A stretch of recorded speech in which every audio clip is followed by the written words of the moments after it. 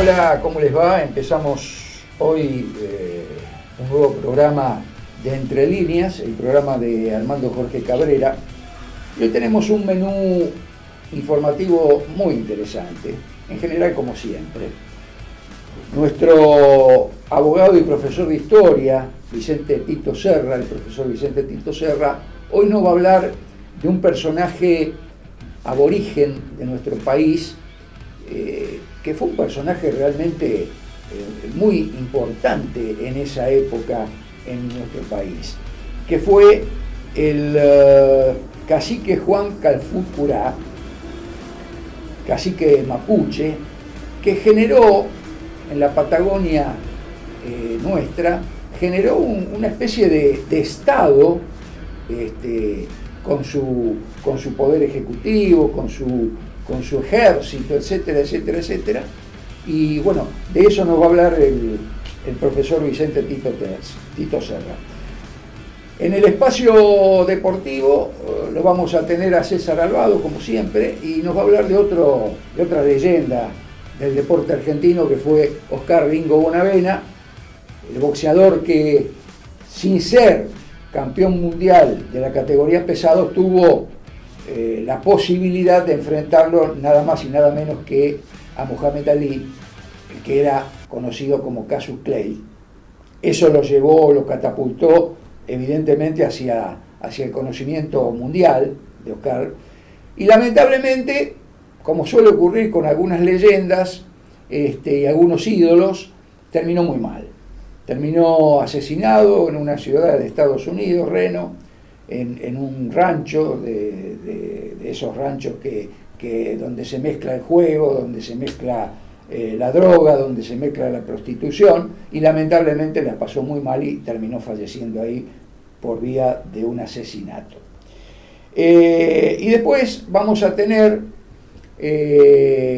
una comunicación con el diputado provincial Carlos Delfrade, diputado provincial, presidente del bloque del Frente Amplio por la Soberanía, que ahora se presenta como candidato a diputado nacional por el Frente Amplio por la Soberanía, con quien vamos a conversar porque se trata de un diputado provincial con una larga experiencia política, pero fundamentalmente con una larga experiencia periodística.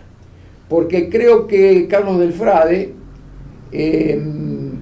visto desde la óptica mía, es uno de los pocos periodistas de investigación que existen en este país, porque aunque parezca mentira, no tenemos tantos periodistas de investigación. Tenemos periodistas un montón, pero periodistas que se dediquen a investigar temas a veces muy escabrosos y muy peligrosos, yo creo que me sobra la mano para contarlos de nuestro país.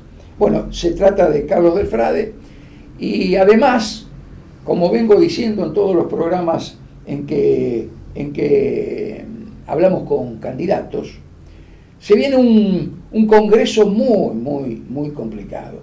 Yo creo que las cosas se van dando como para que vivamos épocas muy turbulentas después de las elecciones del 26 de octubre, y me parece que va a meritar que lleguen al Congreso no solo gente joven que viene a oxigenar la política nacional, sino personajes que tengan antecedentes, como el caso de Carlos, antecedentes de probidad en el tema de la política, porque van a ser días muy tumultuosos lo que va a vivir la Argentina después del 26 de octubre. Así que bueno, vamos a comunicarnos ahora con Carlos y vamos a tener una charla con él.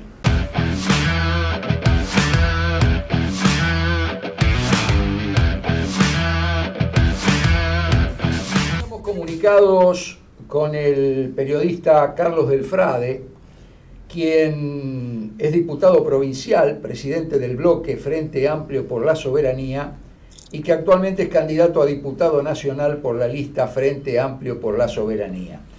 Les decía al comienzo del programa que este candidato tiene características muy particulares. La primera, que es un periodista de investigación, es decir, decía yo al comienzo, no hay muchos en la República Argentina. y no hay muchos que además tengan el expertise político que tiene Carlos del Frade, porque viene haciendo política desde hace muchos años. He visto algunas de sus entrevistas y he visto algunas de sus acciones políticas. Yo estaba en el 2010 en México y yo estaba haciendo una especialización en seguridad social en el Distrito Federal, y me acuerdo que él lanza en ese año un libro, en el 2010, que tenía que ver. Yo había sido funcionario del PAMI a principios del siglo XXI y vi que en ese libro Carlos se refería a un tema que tenía que ver con la salud en nuestra ciudad y en nuestra provincia, y una relación con uno de los integrantes de la Corte Suprema, etcétera, etcétera, etcétera. Yo he escuchado y he visto que vos te has referido más de una vez en que necesitamos un proyecto político que recupere la Rosario productiva. Totalmente. Totalmente. Nosotros decimos, esta semana también tuvimos la suerte de estar en el Consejo Municipal de la Ciudad de Rosario hablando de la emergencia de las pymes, pero fundamentalmente de la industria nacional. Rosario fue feliz cuando era el corazón del segundo cordón industrial más importante de América Latina después de San Pablo. En aquel momento había tercer turno en las metalmecánicas, el cinturón de metalúrgicas de Ovidio Lagos hacia el sur marcaba la noche iluminada porque estaban las plumas flamígeras de las chimeneas de esas fábricas.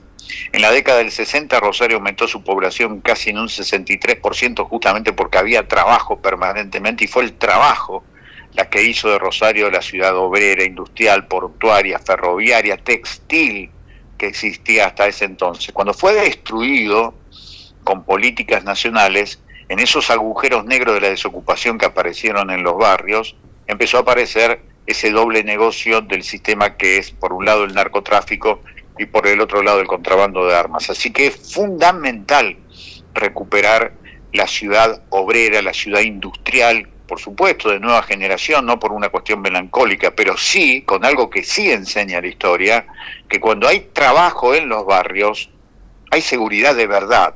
Cuando no hay trabajo en los barrios, hay seguridad atada con alambre, como es lo que está pasando actualmente.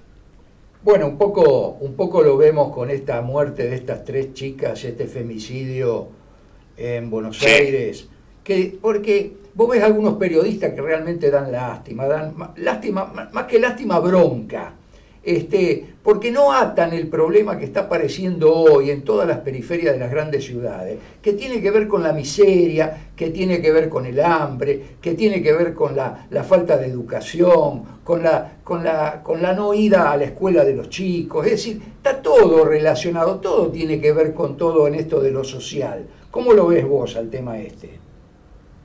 Sí, lo que nosotros hemos visto, que acá hay una banda narco-policial barrial de la Ciudad Autónoma de Buenos Aires que secuestró a estas 3 chicas y la ultrajaron porque ellos dominan el territorio no solamente de las calles, sino que quieren dominar el territorio de la gente que se le acerca, sean chicas o chicos. Esto ya lo vivimos en Rosario. Nosotros en el 2020 sufrimos una banda que tenía un nombre simpático, Los Gorditos, cuyo líder era Brandon Bay, que tenía 25 años en aquel momento, que en una escucha judicial el tipo dice algo tremendo, que fue: si una mamá pone a un bebé como escudo, no duden en reventarle la cabeza al bebé de un tiro. Esto está dicho de esa manera, es impactante. Eso era el 2020. Terrible. Hace 5 años que estamos viendo esto, que por supuesto tiene la idea de generar terror para los traidores de adentro del grupo narcopolicial, pero también para advertir a los demás, algo que copiaron de uno de los carteles más tristemente célebres de México, que es el cartel de los Zetas, que era un grupo paramilitar, que justamente mandaba videos, como pasó con esto que pasó con este triple femicidio, que mandaba videos justamente para decirle a los suyos cómo se tienen que matar y decirle a los demás: ojo que te podemos matar de esta manera. Ahora, vos sos uno de los pocos periodistas, por lo menos lo que me consta a mí, que se ha ocupado de esta temática que es escabrosa, que es hasta te diría peligrosa, y sin embargo vos has puesto el pecho siempre. Y ahora me he enterado que estás atrás de un nuevo libro, Cancha Grande, libro en el que se describiría y denunciaría el avance del tráfico de drogas en la región durante el último cuarto de siglo. Fíjate cómo tiene que ver con esto que está pasando, ¿no? Sí, sí, justamente hoy lo vamos a estar presentando este viernes a las 6:30 de la tarde, así en el viejo Patio de la Madera, muy cerquita de la terminal de colectivos. Es un libro síntesis, es el tomo 10 de Geografía Narco. Hicimos 10 libros por cada uno de los años que hemos estado en la legislatura de la provincia de Santa Fe, contando las particularidades del desarrollo y el crecimiento del negocio del narcotráfico en la provincia, en la Argentina y en América Latina. Pero aprovecho para este libro que se hizo realmente voluminoso, de casi 500 páginas, el que vamos a presentar hoy, porque arranca de aquel primer libro que escribimos sobre el narcotráfico, se llamaba Ciudad Blanca, Crónica Negra, lo escribimos en el año 2000, hace un cuarto de siglo que venimos denunciando esto, y por eso, además, entre otras cosas, estamos amenazados de muerte por el principal asesino narcoempresario que tiene la ciudad de Rosario, que es Esteban Lindor Alvarado. Así que, efectivamente, hoy que estamos presentando esto, es fundamental ver estas cuestiones, porque detrás de todo esto justamente están las penurias de la vida estragada, que es la que vos estabas contando cuando hacías las preguntas. Carlos, yo decía al principio del programa de que estamos viviendo una época turbulenta. Yo creo que cada vez va a ser más turbulenta. Yo creo que el 26 de octubre no es un punto de tranquilidad, es un punto donde yo creo que se van a acelerar algunos procesos, por lo menos así lo veo yo.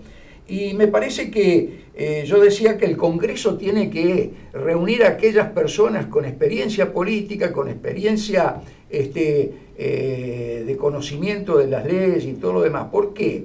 Porque va a ser una época muy turbulenta, incluso donde creo que el cursus honorum de los romanos, que era la capacidad que tenía el político por sus antecedentes, por su trayectoria, acá se va a ver de una necesidad insoslayable, porque vienen épocas muy difíciles. ¿Cómo ves el tema vos que vas a ser diputado nacional?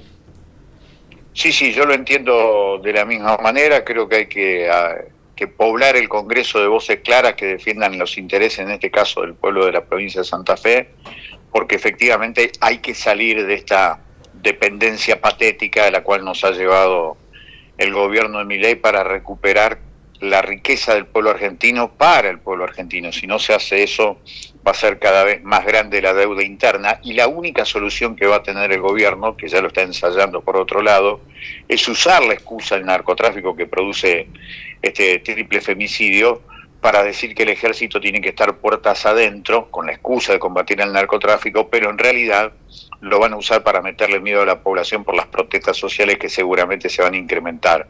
En ese contexto, las voces claras en el Congreso de la Nación debería ser una necesidad. Perfecto, Carlos, yo creo que es muy claro. Ahora te voy a pedir ya al final de esta entrevista, sí. Y discúlpame que un periodista de tu nivel tenga que ser entrevistado por un amateur como yo, pero bueno, las cosas... No pasa nada.